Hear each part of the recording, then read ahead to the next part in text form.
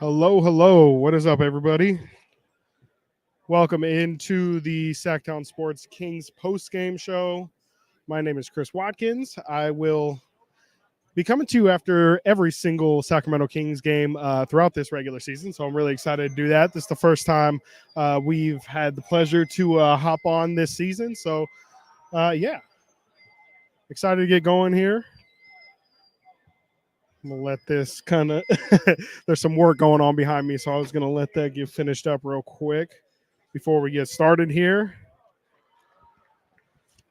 How's everyone enjoying the preseason so far? Obviously, Kings 0-3, not the most ideal way to start, but as I've been saying, I don't really believe that we should be that concerned about preseason. It's just not really one of those things that is worth stressing over because Mike Brown talked about it in the pregame today. You know, the Kings went, I think, 5-0 last year in the preseason and started off the season 0-4. So just because you do well in the preseason doesn't mean you're going to do well in the regular season. And it's the same circumstance for if you don't do well in the preseason, that doesn't mean that the season's over and we need to freak out. There's obviously some things that look like they need to be addressed, but overall, I wouldn't worry too much about how this thing has looked so far through 3 games.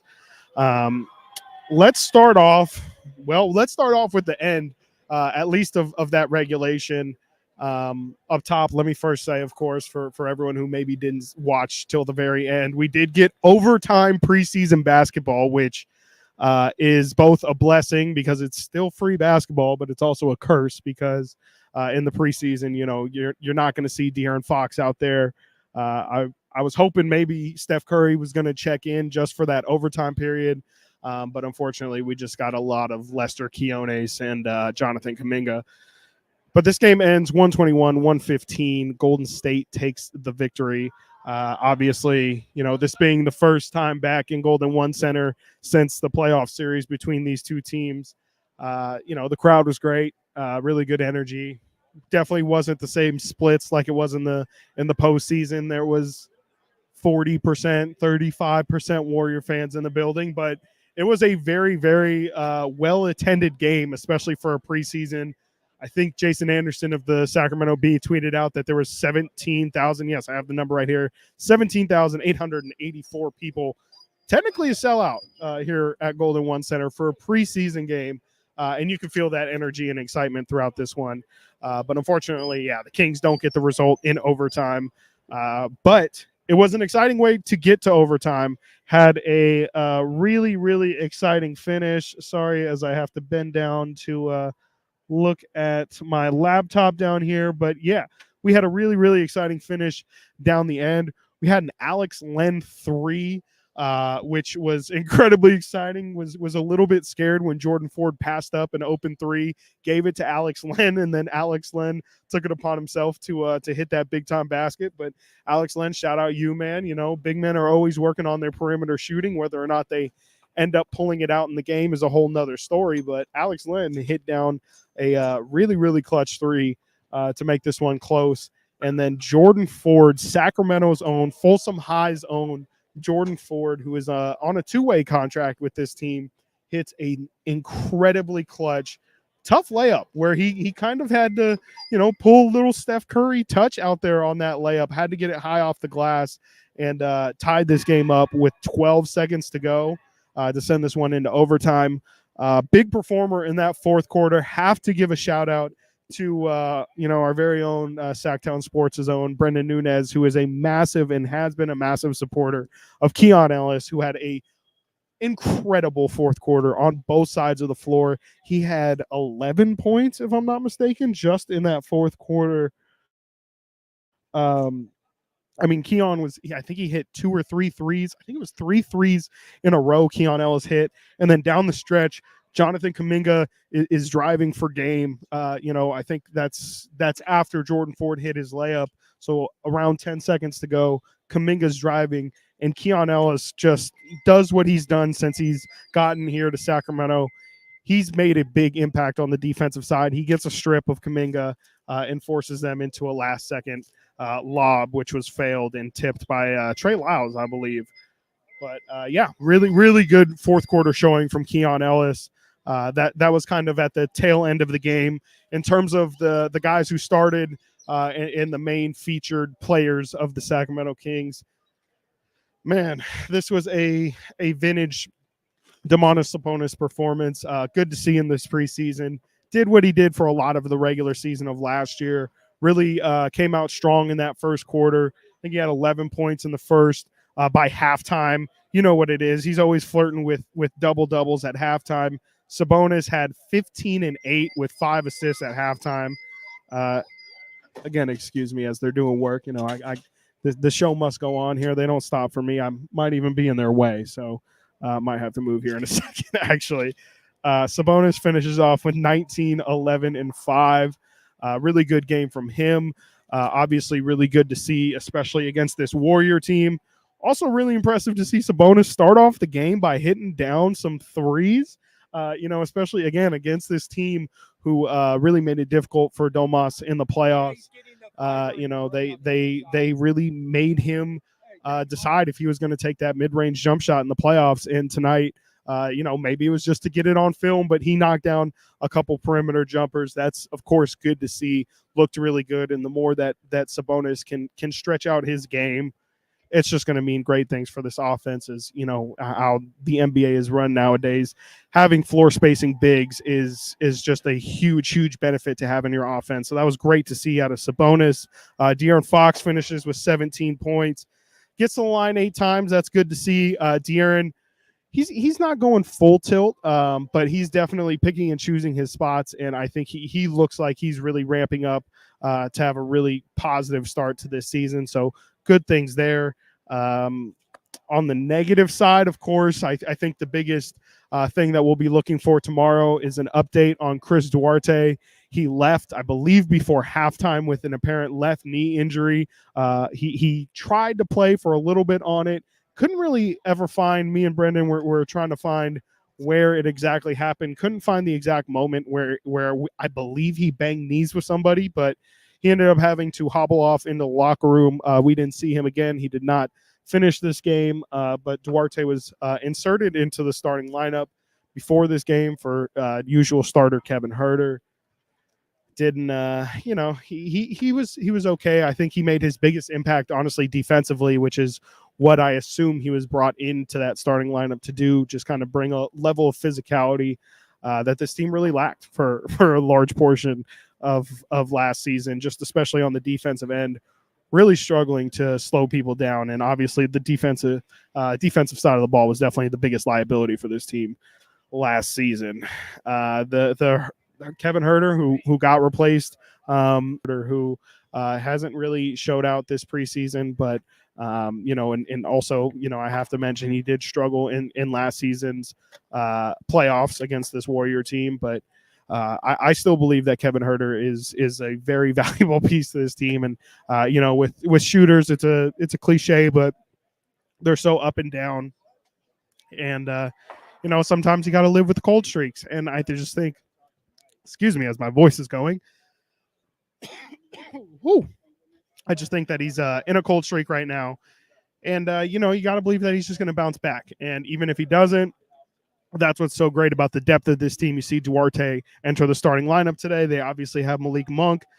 Colby Jones, to me, looked really, really impressive today. His finishing ability is incredible, especially for a rookie. His ability to finish through contact is really impressive, and also just the way he can contort his body in the air. Really, really impressive stuff for a rookie. So I'm excited to see how that progresses as this season goes on, because, just because he's not a lottery pick doesn't mean that he's not going to necessarily contribute this year. So expecting hopefully big things out of Colby Jones this season. Let's see here. Yeah, and obviously waiting for an update on Chris Duarte. Didn't get anything official yet, but obviously, yeah, again, didn't finish this game. Some big stats to point out here. The biggest numbers before I see there's a ton of action right now in the comments. I'll get to those after this. Big stats that I feel like need to be addressed. The Kings, the big thing that happened in this game. Kings were up 38-25 after that first quarter. Really came out very aggressive, got to the foul line a lot, hit their threes, which was the biggest thing. They were 8 of 12 from three in that first quarter, which is awesome. Of course, that's 66%. That's elite stuff. Obviously, you're not going to have that for the entire game, but if you can shoot 8 of 12 from three in a quarter, that's doing really well, especially to start off the game. The problem is they then went ice cold. They went 0 for their next 14 all the way through midway through that third quarter, and that's really what got the Warriors back into this one.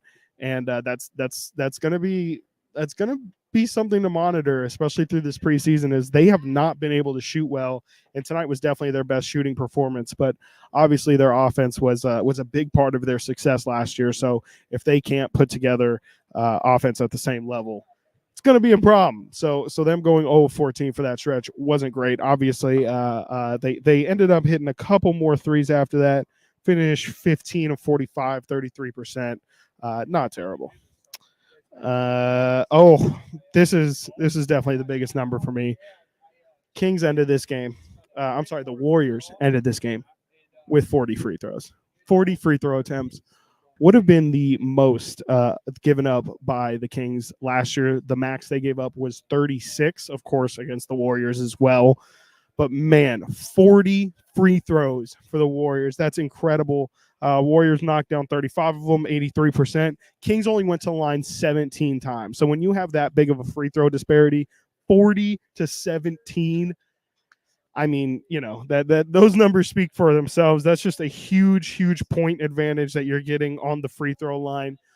Mike Brown talked about, I believe, yesterday at practice how he wants to see his team, again, play more physical on the defensive end. Even said he'd be okay with them picking up more fouls if it means that they're upping the intensity. So I guess Mike Brown won't hate to see that. But also to go with that free throw number, I mentioned the Kings had 17 as a team. They finished with 17 free throws. Jonathan Kuminga had 17 free throws. So just a funny little anecdote there. And now let's go into the comments, see what y'all want to talk about here. Sorry, I have my laptop on the ground. So Davion has nice shoes. I did look at his shoes in the pregame. They were pretty cool today. I can't remember I'm trying to remember what exactly they were, but I do remember thinking Davion has some nice shoes on. So shout out to him. Yeah, I mean, this is definitely a very fair point, and I think this is the thing that people are most concerned about. Doesn't really matter, but the D looks as bad as last year with more fouls. I understand, like that's absolutely a fair criticism to take out of this preseason. But I'm gonna still contest that. I'm not gonna make too big of a deal out of this because we saw that this team was able to up the intensity on the defensive end going into the playoffs, and I feel like that same thing's going to happen, to the preseason, from the preseason to the regular season. The question is going to be how big that jump is, but definitely still a really big concern on the defensive end, just because you look at the personnel that they brought in, there's not necessarily a guy that you look at that's going to be a massive plus on the defensive end. Chris Duarte, again, has shown some really good signs of being a point of attack defender, but that's really the biggest improvement they've made. I don't really see, a lot of long, rangy wings that the Kings brought in this offseason. And Sasha Vezenkov, his defense is really the biggest question in his game so far. So definitely okay to be concerned about the defense right now. They did. Hey, yes, absolutely. The Kings definitely came out fast with Duarte in that lineup. It was a great start to this game, about as good as what you really could have hoped for. I think they scored 23 points in the first 6 or 7 minutes of this game. They came out like gangbusters, and that was really good to see that the starting lineup looked good. I'm curious, what does how are people feeling about the starting lineup change? Do you think it's going to be a permanent change? Do you think Mike Brown's just kind of messing around? That was really a big question. Even people in the media are wondering same thing. So there really isn't much, hasn't been much discussed. Maybe Mike Brown will talk about it in the post game today. But yeah, that's really the big question that I thought was going to be coming out today before Duarte went out. But is there potential for Kevin Huerter to be losing his starting spot in this lineup, in this starting lineup? That is, I'm not so fast to say so. I understand, by the way, just for context, Mike Brown did say that this is more of just getting an opportunity to see guys play with other guys that they wouldn't be able to play with or haven't been able to play with so far in actual game time. So, he said really more centered around Domas. Last game he mentioned, obviously, Sasha got the start. Sasha just hadn't had much time to play with Domas, and he wanted to give Sasha some time to play off of Domas. He gave a similar reasoning for starting Chris Duarte. Not necessarily like this is a Kevin Huerter demotion. This is more about seeing Duarte in this lineup and getting him minutes with Sabonis, as obviously they were teammates in Indiana, and a lot was made this offseason of those two. Their relationship on and off the floor, but just how much better Sabonis makes Duarte. So I'm not fully sold on Kevin Huerter has lost his job. I more think that this is just experimenting, and even if it is a change that is an official change, we can't forget KZ Okpala started the first 2 games of last season. So even if it does happen, it doesn't mean it's going to be permanent. Things are very fluid. Especially in the first month or 2 of the season. It's a lot of figuring out your rotation, who's going to be your guys, and just things like that. I do think it's worth noting that JaVale McGee did not suit up today, and instead of going to Alex Len as a backup, the Kings went small, and they went with Trey Lyles at the 5 and Sasha Vezenkov at the 4. I think that's significant. I definitely think that's a big takeaway from today. Not necessarily that that's just going to be the route the Kings go, but I definitely could see more specifically against this Warrior team. I mean, if you look at the bigs that they threw out after Kevon Looney, who was it? It was the rookie Jackson Davis. Ty Jackson Davis, I think is his name. Which is really funny because I was very intrigued by him in the draft. I was kind of hoping the Kings were going to get him, but with him as their backup center, the Warriors' backup center tonight, they really did do a good job of spacing the floor with Trey. I thought Trey hit a couple threes at least. Trey hit 3 threes, so I thought he did a really good job of spacing the floor. And when he's at the 5, I mean that's really the biggest thing that he's brought in to do is to hit shots from the perimeter and just kind of space the floor out a little bit. So very interesting to me that no JaVale McGee today, and they don't go for another big to replace him. Instead, going for the smaller lineup with Trey Lyles. Really, really interesting stuff. Let's see here. All right. Yeah. Again, just really, really want to emphasize not really too worried about the 0-3 start. I just think, in preseason, you're trying out so many things. Mike Brown talked about the other day in practice about how really they're not even really running their offense. They're still trying to implement a lot of new stuff. And so, again, it's not really about the result of these games. It's more about the purpose and the function of getting these guys reps in an offense that they're hopefully going to play throughout the year. So it's really, again, not about stressing about the results. It's getting these guys comfortable, and that's really the biggest reason why you can't make any rash decisions based off of these preseason performances. Let's see if there's any other numbers that look interesting. I am going to also try and implement. I think I'm going to do I'll try it tonight. Why not? 3 stars on the night. I know they do it in hockey. I think it'd be a fun concept to bring to basketball. It's always been something that I think super interesting. How after the end of every game, they give out this star system to kind of acknowledge all the best players in that game. And it's 3 stars, so that's that's a good spreading out. We can go both sides both sides home and road team, or winning and losing team. Let's go with the first star, which is, I think I'll have to double check this because I'm not a hockey guy, but I think 1 star is like the lowest. Like that's the okay, good job, you did okay. 2 stars is you did great. 3 stars is you were the best player. That's the ranking system I'm doing. I don't know if that's actually how hockey does it. Let's give our 1 star to who really who deserves a nice golf clap. Let's give a golf clap. I'm tempted to give it to Andrew Wiggins. I'm also tempted to give it to Keon Ellis because that fourth quarter, you know what? I'm going to give it to Keon Ellis because that fourth quarter was really impressive in my opinion. 11 points, knocked down a couple threes. Again, got some really clutch steals down the stretch of that game and knocked the ball out. Thought it was really good to see that out of Keon because that's going to be his calling card, his defense. And the only way he's going to be able to stay on the floor, as we've seen with Davion Mitchell, your defense can put you on the floor for a little bit, but if you want to stay on the floor, you're going to have to be a shooter and be able to knock down shots. And it was good to see Keon hit some shots. So my 1 star is going to go to Keon Ellis. My 2 star is going to go to Domantas Sabonis because he was just dominant his entire time in the game. Again, hit a couple triples, which is good to show on tape to this Warrior team. 11 rebounds in 25 minutes. Led the NBA in rebounding last year, looking to continue that. 5 assists, that's just casual Domas stuff. 8 of 11, just incredibly efficient.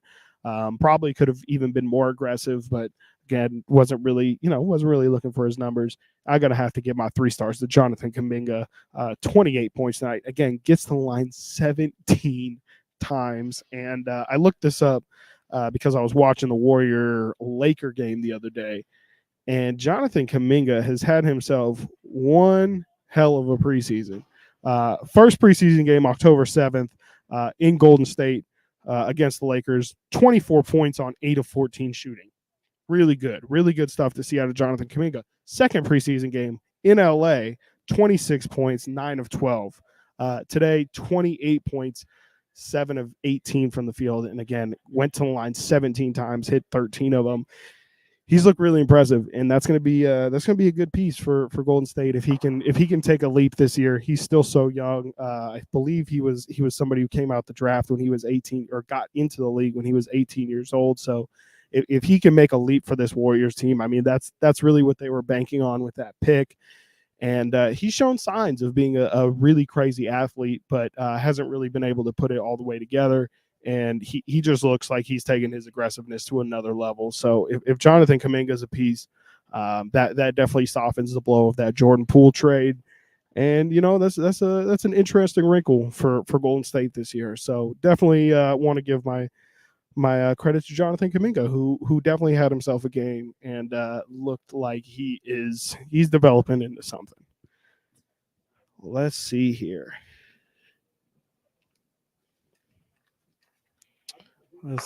Brian disagrees with me. Let's see, Brian, what you got here.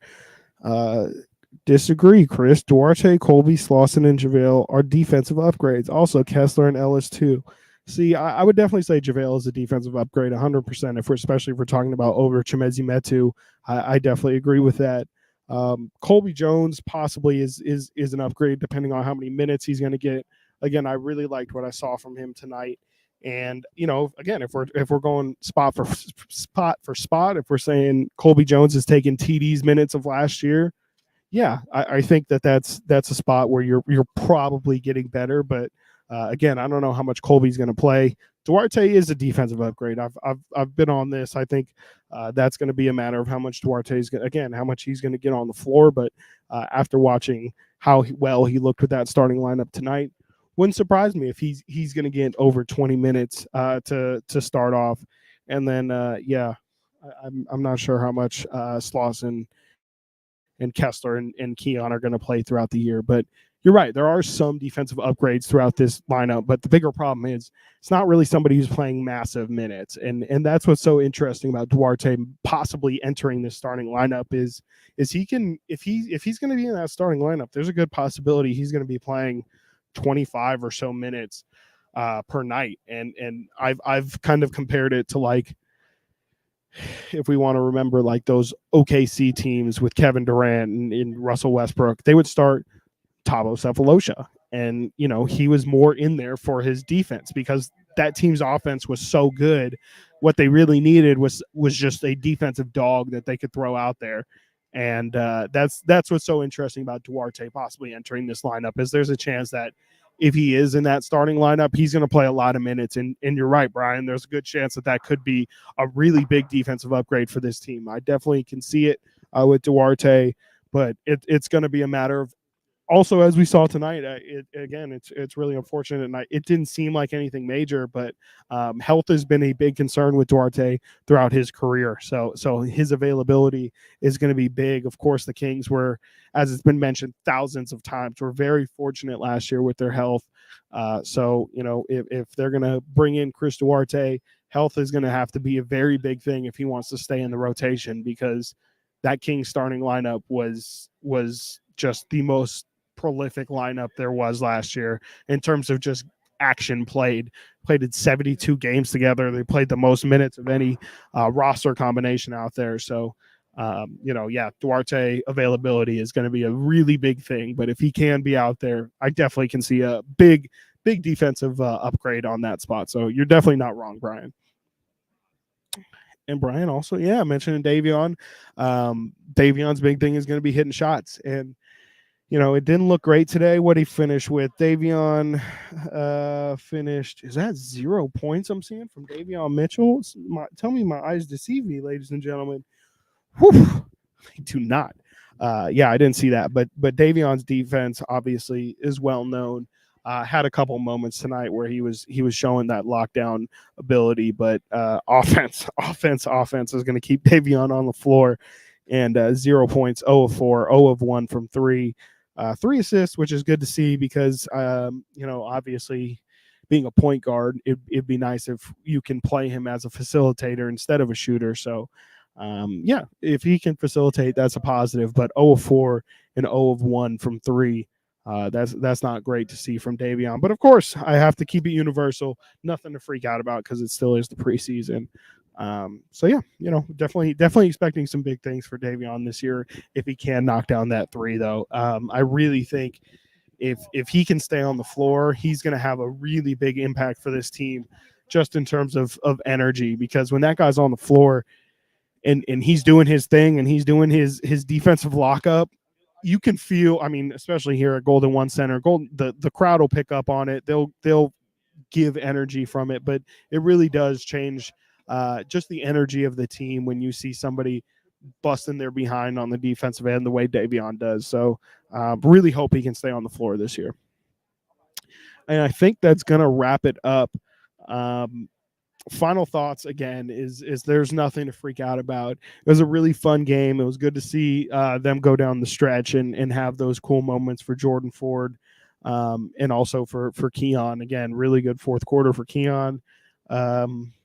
Big takeaway, Sabonis is a beast. Again, if he can knock down perimeter jumpers, that's going to be a really, really big development. It looked really pure, but he really laid off the perimeter shooting at the second half of last year. So it's nothing I'm going to fall in love with until I see it a little bit more consistently. But his ability to grow from the perimeter would be really massive for this team. Really cool to see. Again, big takeaway, Trey Lyles getting minutes at the center position when McGee was out. Doesn't seem like it's much of anything to be concerned about with JaVale. Said it was just some wrist soreness, and Mike Brown used the cliche coach line. If this were a playoff game, he would definitely be out there. So not really much to worry about with JaVale. We will see you again. I believe the next preseason game is Wednesday, and then Thursday back here at Golden One Center against the Utah Jazz. I will be on live for that Thursday game against the Jazz. I will not be live on Wednesday for that road game, but we will be probably right back in this spot on Thursday again when the Kings take on the Utah Jazz. And then again, throughout this regular season, every single game, I believe, including road games. But yeah, you can check out the Sactown Sports 1140 YouTube channel for tons of great content. We've got interviews Frankie and Brendan are getting practice scrums. So if you want to be keeping up on your Kings and everything that's going on at practice, definitely check out our YouTube channel. Check out all the great coverage we have on SactownSports.com. We've got recaps of all the 49ers stuff, all the Sacramento Kings stuff, and all the local Sacramento stuff that you need. And of course, check out Chris and Company from 10 a.m. to 2 p.m. every single day, Monday through Friday, every weekday, right here on Sactown Sports 1140. Check us out on YouTube. Check us out on the internet. You can check us out, of course, on 1140 a.m. My name it is Chris Watkins, and this has been the Sactown Sports Kings postgame. See y'all on Thursday. Peace.